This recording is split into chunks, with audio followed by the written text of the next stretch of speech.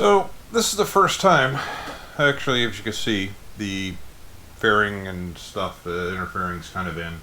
No radio yet though. Bars are on. Throttle cables are run. They have waiting for a grommet for the clutch cable side, and otherwise we'd be able to take this sucker out and run it. But first time I've actually been able to hear this thing rev other than idle. And it sounds pretty healthy actually. Let's take a boot.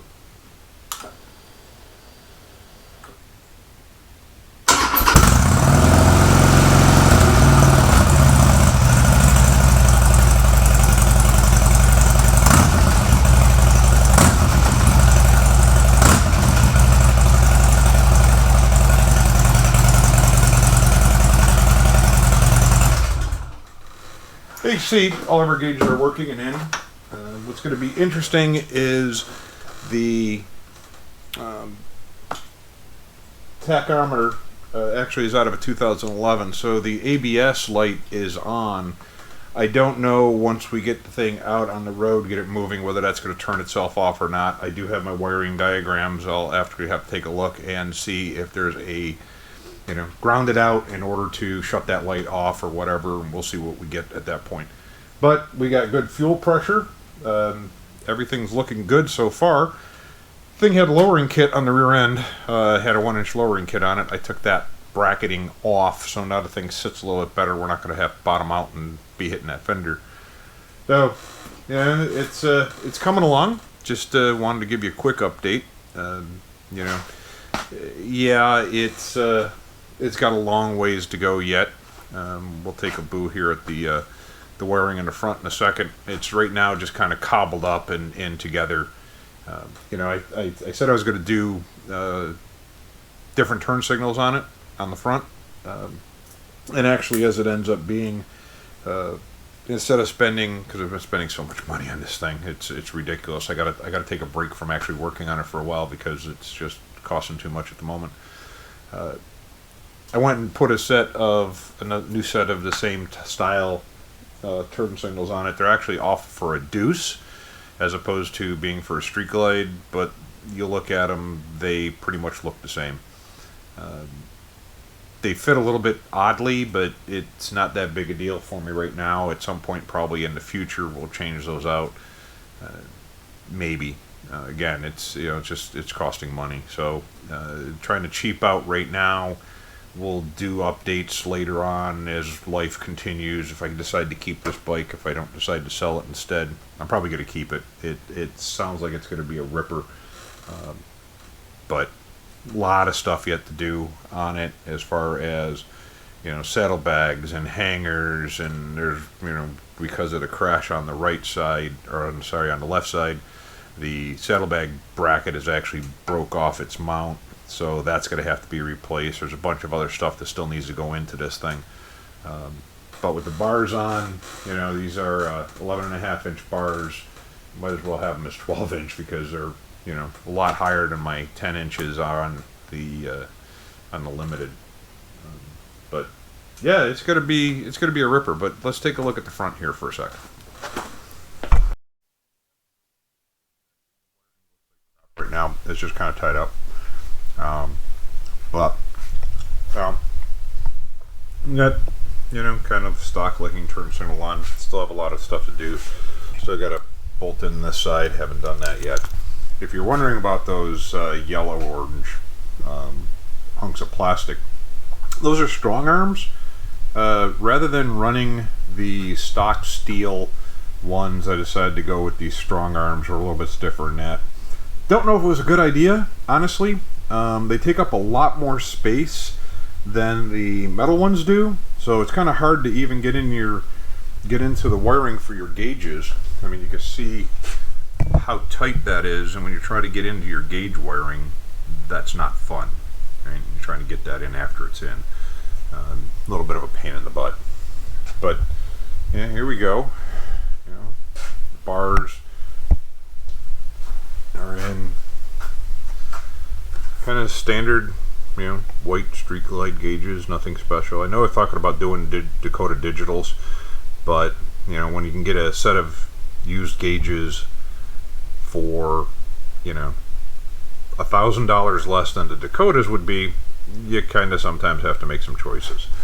So we have to still figure out, we talked about doing whether or not I was going to do a double din or was going to do a single din. Ended up going with the single din, only because of the double dins. You go with the Sony one, it's actually not waterproof. That's a problem. I live in Florida. It rains a lot, so it's not unusual to be coming home from work any given day and it's just piss and rain, right? So it is a better solution to go with something else. Now, the question is whether I spend the money for the Rockford Fosgate setup or whether I do the aquatic again, which was what was in here originally, was an aquatic. So we may do that. I don't know yet. I've got to order that again. It's money. It's fun, but it's money. And again, we looked at previously, and the garage is a disaster right now. But I've got the calipers are all mounted. Everything's done there. I haven't bled them yet. What I'd like to do, if I can, and that's that Coastal Motor rim. That's actually not a bad rim. What I'd really like to do is get the grommet for the clutch cable installed. Leave the existing clutch cable in right now. It's all loosened up to get it off and everything, but I can readjust that, bring it back into tension so that the clutch is adjusted correctly, and maybe, just maybe, get this thing even without a fender, without side covers, without bags, just get it on the road, around the block, riding dirty, and do it, just to see how she handles. So we can look at, so this is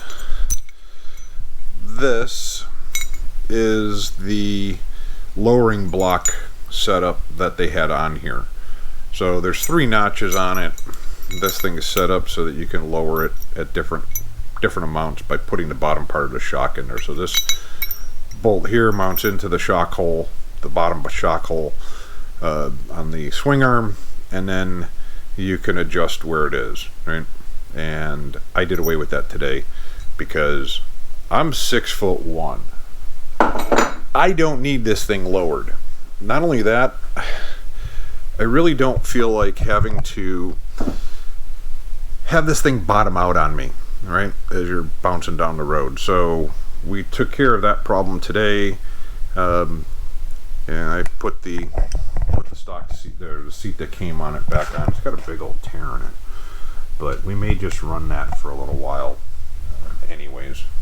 So, and again, we look over on this side, so I don't know if I can get in here or not, but this section down in here is actually broke right off the bottom here, so that's shattered up. That needs to be replaced because I'm not supposed to do that. I'm supposed to move around, so that's got to be replaced. Now, I did manage to get the shocks actually holding air. There was one of the, these air shocks, again, like to replace them, but again, it's freaking money. Air shocks, typically, a lot of times these nipples will leak if there's pinholes in the hose or whatever. These, all you got to do is push those in, pull your hose out, spray it out with soapy water, and you can find wherever you've got bubbles if you've got break points in it and that. Right? But we're gonna have to make some saddlebag mounts because that mount is kind of, I don't know, twisted. The back one broke off. Had a docking system on it. This bar here is bent in. I'm probably going to take these the docking hardware, quick disconnect docking hardware off. I have no intention of putting, tour pack on it or backrest. The wife has her own bike. I've got my limited. So I've got all the tour pack and stuff I need. This is planning on being a kind of more of a screamer bike than anything, right? And that's really what it's doing. But when we get our J&S jack finally in, we can get this thing up in the air proper, like get this rear wheel off and get this caliper off, clean this thing up, paint it, because this looks like absolute crud. Oh, here's a fun one I happened to notice. Let's see if we can get in on this. So over here, if you look in there, there's a bolt missing on the pulley. So now when I get to take this off, when I take that wheel off, I'll put a whole new set of bolts in there, clean this up. This thing's pretty, it's pretty crusty looking. We'll polish that out, clean it all up, and put it back in. But yeah, it's kind of was a shock when I found that one today. A bolt actually altogether missing. So, yay! Hopefully it's just backed itself out, or somebody screwed up and didn't put one in, and it's not sheared off at the hub, because that'll be much more work to try and get that extracted. Sometimes we know how you come out with things that are aluminum, because this is a aluminum chrome rim. It's not steel, so that's always fun if that's the case. So yeah, it is what it is. But we've got the brake lights and everything work, turn signals, everything's working, starts, it runs, that's all cool. It does have, and I did figure out, it's got a very early, probably Dynajet or equivalent type tuner. The O2 sensors are missing, they've been pulled. Alright, so there's this little itty bitty box sitting right here. This is actually its tuner, so if you pop this cap off, there's several pots in here that adjust your timing, your fuel mixture, so on and so forth, that type of stuff. So right now we're just going to leave that alone and keep it, because why not? So the exhaust, this thing has got true duals on it with Reinhardt's. They're pretty, the one side's pretty banged up. So I think we're going to end up doing, we talked about the fact that we're going to do a 2-in-1 on this. The question though is I'm still kind of torn between the D&D and the Thunderheader. I like the look and I like the sound of the Thunderheader. The D&D is a lot cheaper. So I think we're going to probably go with the D&D only because of cost, right? I hate to do it just because of cost and not get what I really want to put on it. But, at the end of the day, we have only so much time, effort, money to be able to put into these things. So we're going to go probably that route. I'm not going to put the mirrors on right now. I got the bars all set up and everything, but I'm not going to put the mirrors on only because at this point, why? That'll be finishing touches kind of thing.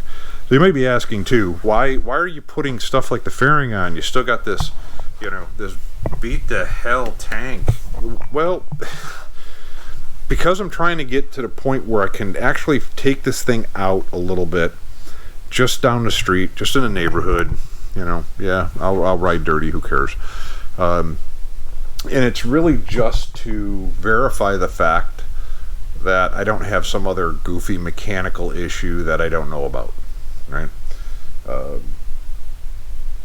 Make sure she's tracking straight, all that kind of stuff before I start tearing the rear fender off and making bag mounts and replacing saddlebag pieces and stuff. I want to make sure that the mechanical parts are okay first.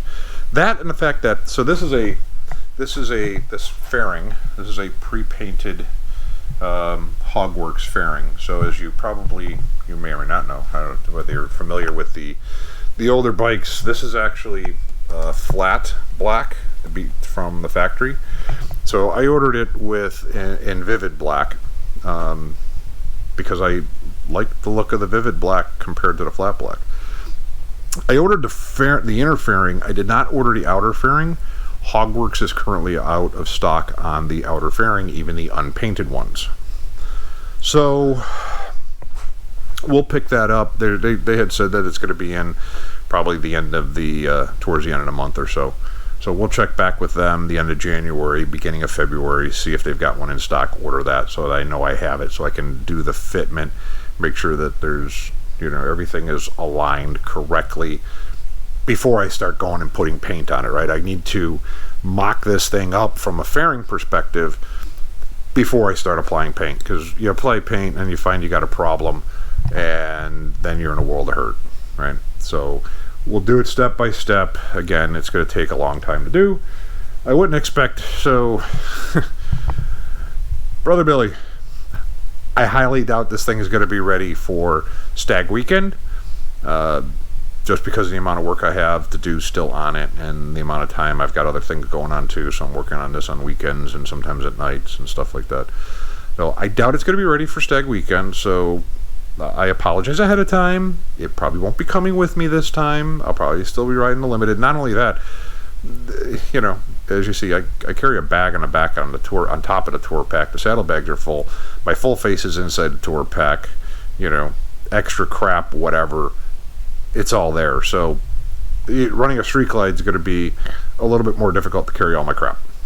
It is what it is, right? So, anyways, ride fast, take chances. See ya.